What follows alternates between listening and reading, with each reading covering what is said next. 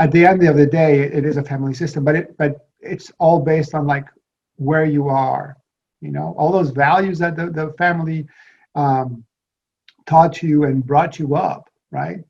But there's a lot of some other aspects that is you as an individual, and to have that and to cherish that, that is the essence.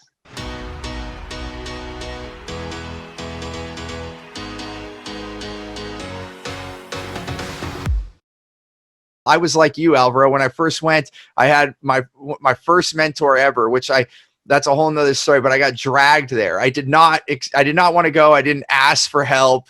Someone saw that I needed help and kept persisting, and I really did need the help. So I guess part of me was seeking it without me knowing, but I showed up, and then I got connected, and then quickly they said, you need to go get some help with this. And then they introduced me to NLP, neurolinguistics programming, and family constellation work. And I dove into both of those. And I'll tell you, just a testament to the work that you do, Alvaro, and why you're a part of this company is because, that first 4 years of being introduced to this, I had a session with a coach every month for 4 years, and it drastically changed my life. And I can remember the day I was driving in my car.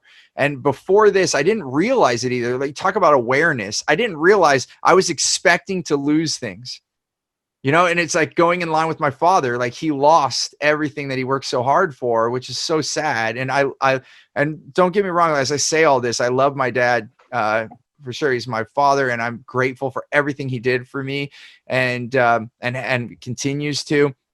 And yet I also know I want a different life. And he wants that for me too. But at that time, I did not know that. So I would always think I was going to lose things, including my cars or all that. That's why there's this relationship. I was in my car and I was like, oh, this is mine. I get to keep this. And I was like, whoa. And it's like such a simple thing, but it was like revelation in the moment when I'm just driving in the car and it was like at the stoplight. And I'm like, that this is it. It's like, I felt the change just go through me. And like you said, sometimes you don't even realize it. The work we do with this, sometimes they're the hardest to get testimonials because people are like, oh, this is always the way it was. It just like resets at that level in the brain that you, or the mind, that you are transformed. So I guess I'd be curious if there's something for you, Alvaro, and if you want to share, like, was there one big moment, or is it a series of moments that allowed you to be where you are today, the man that's sitting before us here? I think it's been a serious, one of the things I did not know that about your parents at 33, because my parents also, divorced after 35 years. Wow. And it was like shocking, but it was like overdue in many ways, right? One of the things that I've learned is about, I was really resistant about individualization, right? But now it's a different word. It's individuation, right? To become your own individual, right? Yeah. And for many of us, the wording, the concept is like, of course I am myself. But how is that tied to these family obligations, right? Those invisible, those hidden ties that we have, not only to our immediate family members, but to who knows, right? That makes us, part of this bigger thing that we belong to. So if we feel that is threatened, that our sense of belonging becomes threatened, and therefore our sense of safety becomes threatened. And to become more aware of like, hey, yes, you have these senses and you have these ties, and those are really important, yet it's up to you, right? If you are more together, you have a better definition of who you are and where you want to go. That brings a lot more clarity to your life, but also to the system, right? Because it's always done from a place of love and respect. Yeah, the family system, right, is what you're speaking of. At the end of the day, it is a family system, but it's all based on like where you are, and all that integrity that you've held from along all the way, all those values that the family taught you and brought you up, right? But there's a lot of some other aspects that is you as an individual. And to have that and to cherish that is the essence, right? Yeah. And to recognize it in ourselves. And so we can recognize that beauty in others, right? And how well they're formed and how much they are, going through stuff, right?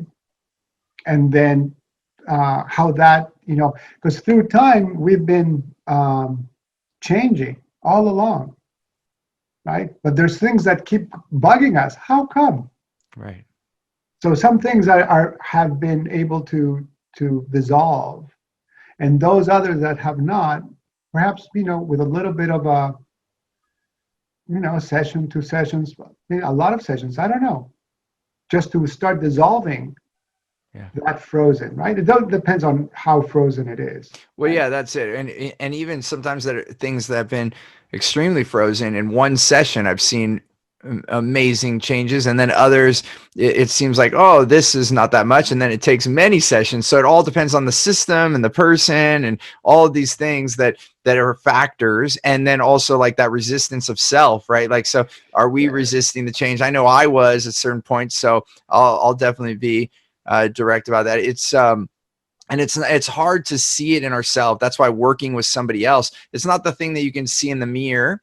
There are some things as you read more or you go on your journey, things will change. Like you said, things will change. But then sometimes some of those bigger things that are bugging us don't change. And there are coaches out there right now, and they mean good, and there's no, it's not like wrong or right. But what I did when I first started getting into personal growth, it was like kind of fighting your inner self, like having willpower to like overcome these things. And then I quickly found that doesn't work, or if it does, it's very short term. It doesn't. And the work that we do now, why I was so attracted to this is like, it's I'm coming back to what you were just saying. It's honoring. It's honoring. It's not fighting. It's not saying, oh, you're screwed up or this is wrong. It's like, no, okay, that was the best choice. Like you said, Alvaro, that was the best choice that you had at that moment. That was what was on the menu.